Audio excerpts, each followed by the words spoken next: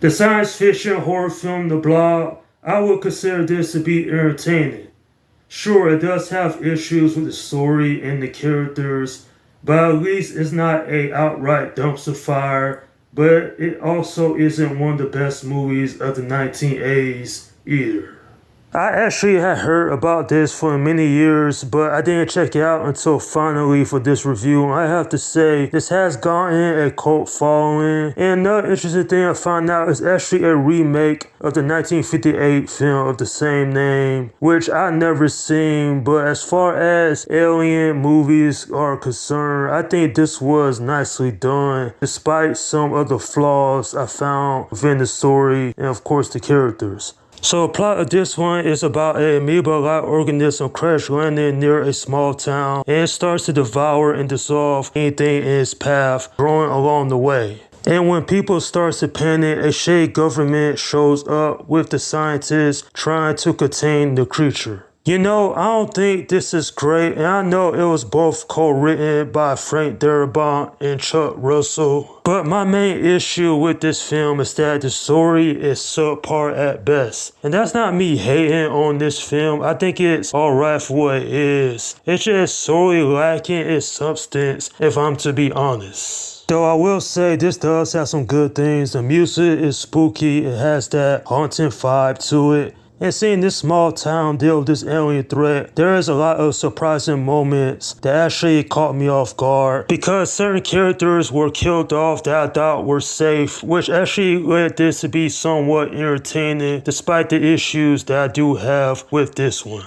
As far as the acting is concerned, everyone does a decent job, but no one really stands out, not even Kevin Dillon playing Brian. Brian's a typical bad boy. He has his mullet, his leather jacket, his motorcycle, but we don't know much about him as an audience. I was disappointed that Paul was killed off not even 30 minutes into the film. I was like, really? He goes on a date with Meg. Next thing you know, he's eaten by the Blob. And well, I was like, damn. I thought he had plot armor. I thought he was safe. I thought he was the main character. I will say that this does go all out. A lot of people do get eaten by this alien creature. And there's a lot of tense moments. Meg, I thought she was a fine character. She's a typical damsel in distress, at least until near the end of the film. She actually does play a part in killing the Blob. My thing is that there is really a main villain other than the creature, and that is Dr. Christopher Meadows. I hate this character. He was such a asshole. He didn't care about the townspeople. He only cared about getting his specimen. He does get his comeuppance. I was like, yes. Because he was such a awful person.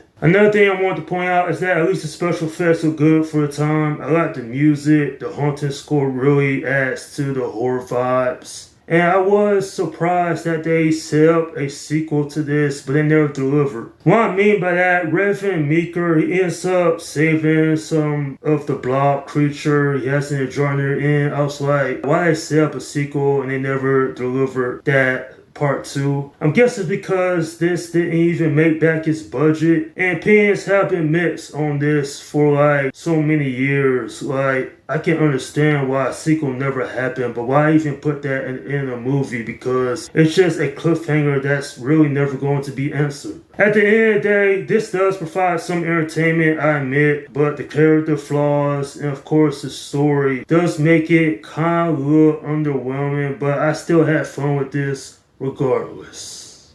I'm giving this film a 6 out of 10. For the people out there that do like this, that's cool, but for me personally, I just find this to be alright. Maybe if the character development was better, I probably would have liked this a lot more. And while I don't consider this to be one of the worst sci-fi horrors from that decade, there is much to be desired here. Still, I give credit to director Chuck Russell. He did make this worthwhile, even if this whole thing is heavily flawed. At least it's not an outright dumpster fire. And that's my review of The Blob.